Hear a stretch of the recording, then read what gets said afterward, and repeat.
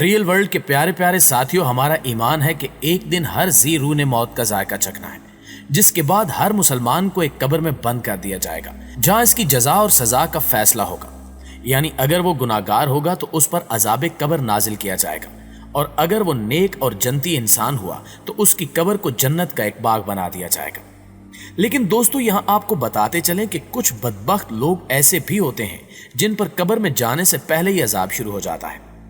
آج کی ویڈیو میں بھی ہم آپ کو ایک ایسا ہی سچا واقعہ بتانے چاہ رہے ہیں، جس میں بتایا جائے گا کہ کیسے دوران غسل ایک عورت کے جسم سے چیونٹیاں نکلنے لگیں، جنہیں دیکھ کر ہر کوئی بھاگ گیا۔ یہ سچا واقعہ ہم تک ایک مردے نہلانے والی عورت کے ذریعے پہنچا،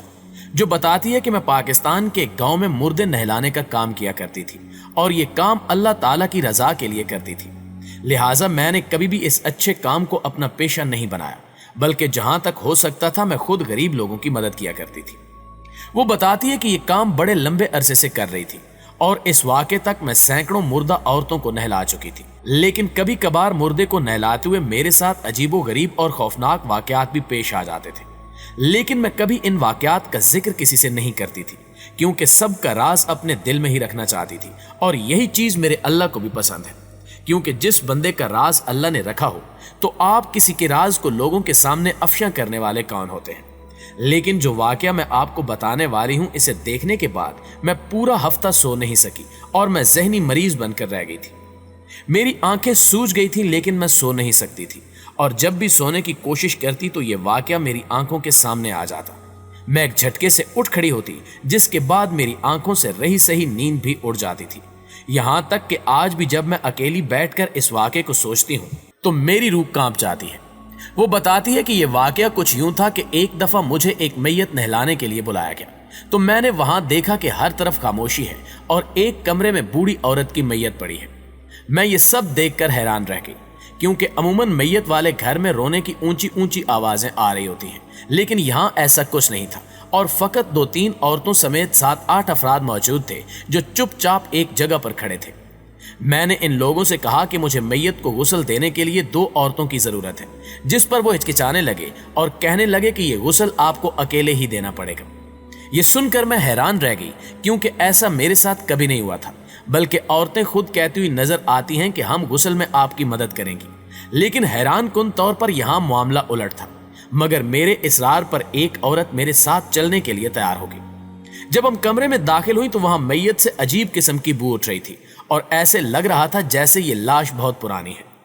جب میں نے اس میت کے کپڑے اتارنے شروع کیے تو ہمارے سامنے ایک ایسا عجیب منظر تھا جسے دیکھ کر ہم سب کی چیخیں نکل گئیں، کیونکہ اس عورت کی شرمگاہ سے چیونٹیوں جیسے کیڑے نکل رہے تھے، جو بہت عجیب تھے، اور ان سے شدید بو اٹھ رہی تھی۔ لہٰذا ہم دونوں عورتیں وہاں سے بھاگ نکلی، اور میں نے باہر جا کر صاف صاف کہہ دیا کہ میں ہرگز اس عورت کو غسل نہیں دوں گی، جس پر ان سب افراد نے میری منت سماجت شروع کر دی، اور کہا کہ اس کا کوئی وارث نہیں ہے، اور ہم بھی اس کے پڑوسی ہیں، لہٰذا یہ کام آپ کو اللہ کی رضا کے لیے کرنا ہی پڑے گا، تاکہ ہم جلد از جلد اس کی تدفین کر سکیں، ورنہ پوری بستی میں بدبو پھیل جائے گی۔ لہٰذا میں ناک اور منہ پر کپڑا لپیٹ کر دوبارہ اندر گئی اور جیسے تیسے کر کے غسل دینا شروع کر دیا۔ پہلے تو میں نے ان چیونٹیوں کو روئی کی مدد سے روکنے کی کوشش کی، لیکن وہ روئی سے باہر آ جاتی، جس کے بعد میں نے وہاں کپڑا رکھا، لیکن وہ چیونٹیاں اس کپڑے سے بھی باہر آ جاتی تھی۔ بہرحال میں نے بہت محنت کے بعد آخر کار اس عورت کو غسل دے دیا، جس کے بعد 4 مرد اس کے جنازے کو اٹھا کر لے گئے اور اس کو مقامی قبرستان میں دفنا دیا گیا۔ میں سارے معاملے میں بہت پریشان تھی، لہٰذا میں نے اکیلے میں اس کی ہمسائی سے پوچھا کہ آخر اس نے ایسا کون سا کام کیا تھا کہ اس پر اتنا بھیانک عذاب نازل ہو، جس پر اس عورت کی ہمسائی نے مجھے بتایا کہ یہ عورت فحاشی کا کام کرتی تھی، اور اسے مردوں کی لت لگ چکی تھی، اور یہ مرتے دم تک مردوں کے ساتھ غلط کام کرتی رہی، یہاں تک کہ یہ توبہ کیے بغیر مر گئی۔ یہی وجہ ہے کہ اس پر ایسا عذاب نازل ہوا۔ ناظرین گرامی، اس کے علاوہ قرآن اور روایات معصومین میں بہت سے ایسے نتائج کی طرف اشارہ کیا گیا ہے جو ہر ایک بے پردہ اور بد حجاب عورت کو قیامت میں درپیش ہوں گے۔ چنانچہ سب سے پہلے پردے کے واجب ہونے کو قرآن مجید نے ثابت کیا ہے، لہٰذا جو خواتین پردے سے بغاوت کو اپنا حق سمجھتی ہیں، انہیں سورہ مبارکہ نور کی 19ویں آیت کریمہ میں اس طرح متنبہ کیا گیا ہے کہ جو لوگ یہ چاہتے ہیں کہ صاحب ایمان میں بدکاری کا چرچا پھیل جائے، ان کے لیے دنیا میں بھی اور آخرت میں بھی بڑا دردناک عذاب ہے۔ इसी तरह रिवायात में भी ऐसी खवातीन जो कि पर्दे को अहमियत नहीं देती और जो महरम और नामहरम के सामने जाने को किसी खास कैफियत और शर्त को लाजिम नहीं समझती, इनके लिए यह दर्दनाक और दिल दहला देने वाले अजाब का वादा किया गया है। नबी अकरम सल्लल्लाहु अलैहि वसल्लम ने एक खातून को नसीहत करते हुए फरमाया कि ए हवाला, अपने बनाओ सिंगार को अपने शौहर के अलावा किसी गैर के सामने जाहिर मत करना।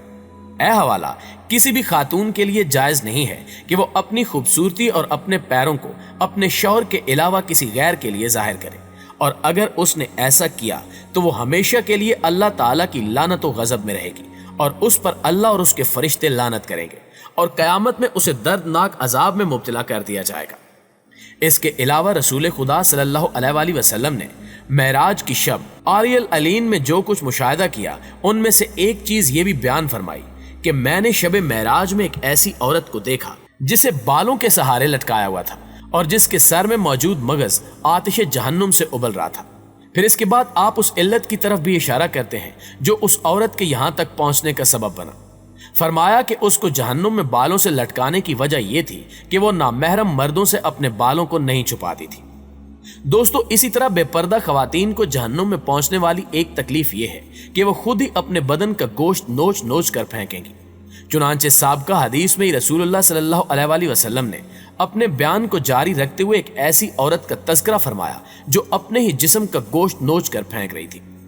आप सल्लल्लाहु अलैहि वसल्लम ने फरमाया कि मैंने एक ऐसी खातून को देखा जो अपने जिस्म के अगले और पिछले हिस्से का गोश्त आछी कैंची से काट कर फेंक रही थी, और उसका सबब बयान करते हुए फरमाया कि वो औरत जो अपने बदन का गोश्त नोच कर फेंक रही थी वो ऐसी खातून थी जिसने दुनिया में अपने आप को नामहरम के सामने पेश किया था।